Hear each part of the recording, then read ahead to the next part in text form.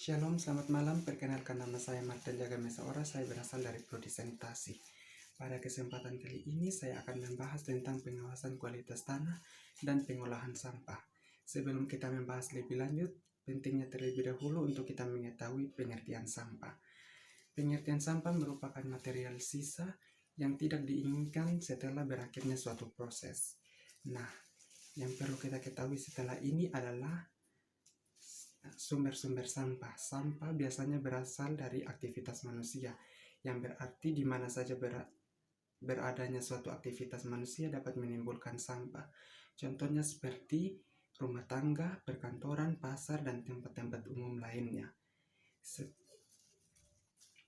Setelah dari terjadinya pembuangan sampah, maka terjadi juga penumpukan sampah. Dan penumpukan sampah tersebut dapat mengakibatkan dampak negatif dari sampah tersebut bagi kesehatan manusia maupun lingkungan. Dampak-dampak negatif tersebut yang pertama dapat menimbulkan penyakit. Sampah yang telah tertumpuk di tempat-tempat penumpukan sampah maka akan dapat mengakibatkan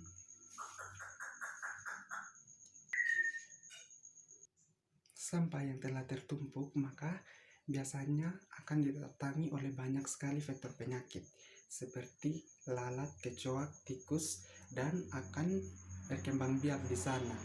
Nah, dari perkembangbiakan mereka akan menimbulkan bibit-bibit penyakit, di mana bibit-bibit penyakit tersebut akan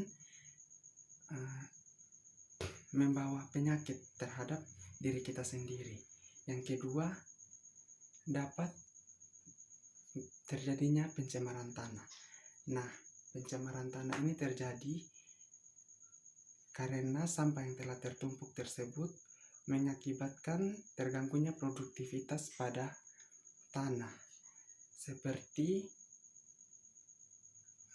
zat-zat yang terkandung dari sampah tersebut akan mengakibatkan rusaknya tekstur tanah atau kualitas tanah. Dan ini pun akan mengganggu makhluk-makhluk organisme yang berperan aktif sebagai proses dari penyuburan tanah tersebut. Yang berikutnya adalah pencemaran air.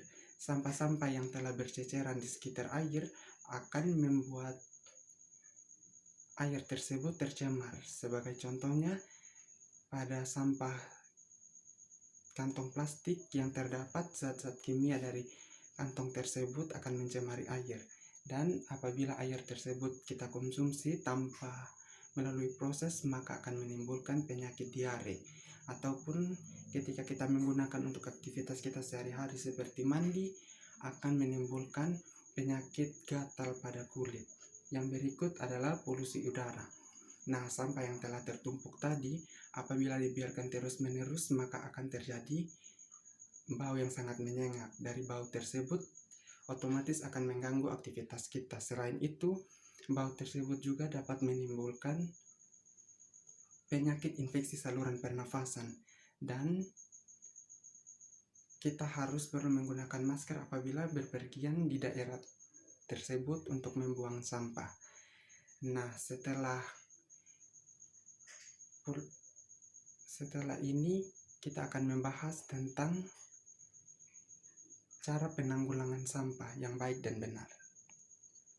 Baik, sumber-sumber sampah tadi yang seperti kita ketahui adalah rumah tangga, pasar, dan tempat-tempat umum lainnya akan menimbulkan banyak sekali sampah. Nah, sampah-sampah tersebut perlu kita melakukan pewadahan. Pada saat kita melakukan pewadahan, di sini yang perlu kita perhatikan